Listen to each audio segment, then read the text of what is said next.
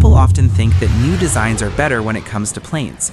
The newest models are usually more expensive, have more things built into them. They are also better at hiding from radar. This is what people think the future of air combat will be like. The F-35 Lightning II is an example of this. It has shaping that absorbs radar and lots of sensors that work together. It can also talk to planes and computers. Each new generation of planes replaces the one. People who make these planes think that progress is like a line. They think that each new generation will be better than the one. This is what they are aiming for with programs to make sure they control the air. The F-15EX Eagle II is a plane that exists. At first, the F-15EX Eagle II looks like it is from a time ago. The F-15EX Eagle II has a twin-tail configuration that was first designed in 1969. The F-15EX Eagle II is not hard to see on radar. The F-15EX Eagle II carries its weapons on the outside. The F-15EX Eagle II has a big radar cross-section, is made of metal, which is not like the newer planes that are made with special materials to make them hard to see. In 2026, the United States Air Force is thinking about getting rid of some of its F-22 planes, is having trouble keeping the F-35 program running smoothly. The F-15EX production line in St. Louis is still open and making F-15EX planes under Boeing. There are 5 reasons why the F-15EX might be able to stay in service longer than planes that were meant to replace it. How long the airframe lasts, how weapons work, how electronic warfare is changing, how the software is set up, and how much it costs to operate the F-15EX in the long run. When we say the F-15EX might outlast planes, we do not mean it can fly farther or stay in the air longer. We mean the F-15EX could stay in service for a time and still be useful. This means the F-15EX could still be flying years after some of the first F-35 planes are retired, and it might be one of the last fighter planes that people fly, and the Air Force might buy a lot of them. Every fighter aircraft has its limits when it comes to how much stress it can take. When you do turns and other high G maneuvers, it puts a lot of strain on the wings and the frame of the plane. Over time, tiny cracks start to form in the metal parts, like the aluminum and titanium. When these cracks get too big, the plane is no longer safe to fly and needs to be fixed or retired. The old F-15C planes were only supposed to last for 4,000 hours of flying. With some updates and good maintenance, they were able to extend that to 8,000 hours. Now, a lot of these planes are starting to show signs of wear and tear, like cracks in the frame. The cost of fixing these planes goes up really fast as they get more and more worn out. The F-22 planes have problems. The early models were not designed to last long as they are being used today. Fixing planes is expensive, and some of them are being considered for retirement instead of being completely overhauled. The F-35 plane is rated for 8,000 hours of flying. The F-15EX is different. It was redesigned from the inside out, using computer-aided design. Of just updating the electronics, Boeing completely rebuilt the frame of the plane. They made the wings and other important parts stronger using manufacturing techniques. This means the F-15EX can fly for 20,000 hours without needing repairs. If you fly it for 250 hours per year, that means it can last for about 80 years. Even if you fly it more during times of conflict, it will still last a long time. This is important because it means the Air Force does not have to replace the planes often. Replacing all the planes every 20 years is just too expensive. With the F-15EX, the cost of buying planes can be spread out over many years, which makes it more manageable. While other planes might need repairs in the 2040s, the F-15EX will still be in good shape. For 30 years, the design of fighter planes has been focused on hiding weapons inside the plane. These stealth planes can stay hidden by carrying bombs and missiles inside closed compartments. When you hang things on the outside of the plane, it becomes more visible on radar, and that defeats the purpose of being stealthy. The problem with hiding weapons inside the plane is that there is so much room. You cannot just make the compartments bigger without redoing the whole plane. The length of the compartments is fixed, the width of the compartments is fixed, the depth of the compartments is fixed. New missiles and hypersonic cruise weapons are bigger than the ones. They need engines and more fuel to travel farther. They also need space for the fancy guidance systems. Some of these hypersonic weapons are actually too big to fit inside the hidden compartments of current stealth fighter planes. The F-15EX plane does not have to hide its weapons. It can carry them on the outside.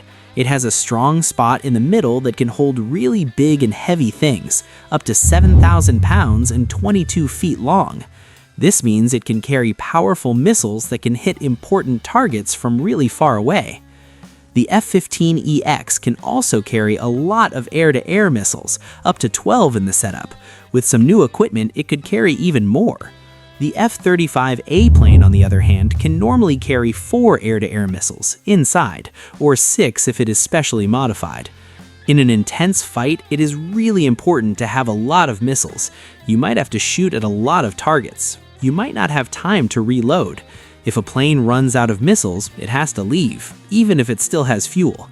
The F-15EX is good at carrying a lot of missiles and big heavy things, which makes it a good partner for planes that are stealthy but cannot carry as much.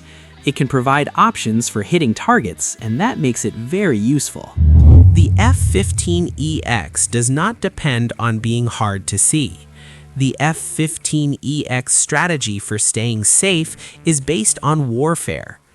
The F-15EX has the Eagle Passive Active Warning Survivability System, or EPAWSS. The EPAWSS system detects when radar is being used against the F-15EX, looks at the radar signals, and uses electronic countermeasures right away.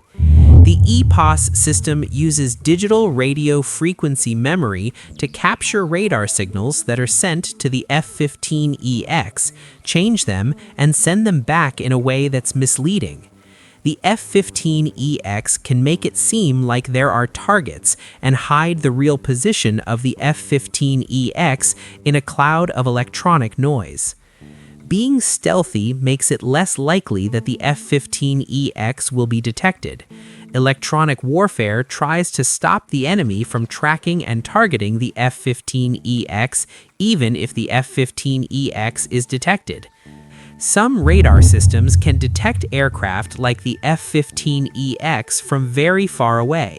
In these cases, just being shaped in a way that makes the F-15EX hard to see may not be enough to keep the F-15EX.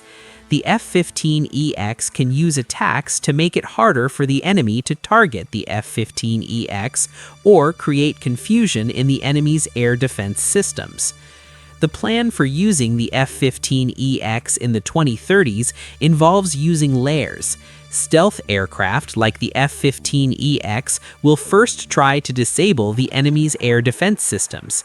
Then the F-15EX will attack from away, using missiles that can travel hundreds of miles from outside the areas that are most heavily defended. The F-15EX has missiles that can reach hundreds of miles.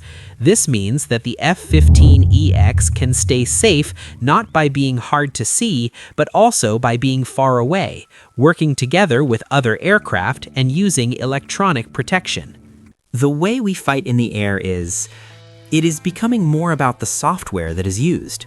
When all the systems are connected and work together well, it can be very powerful.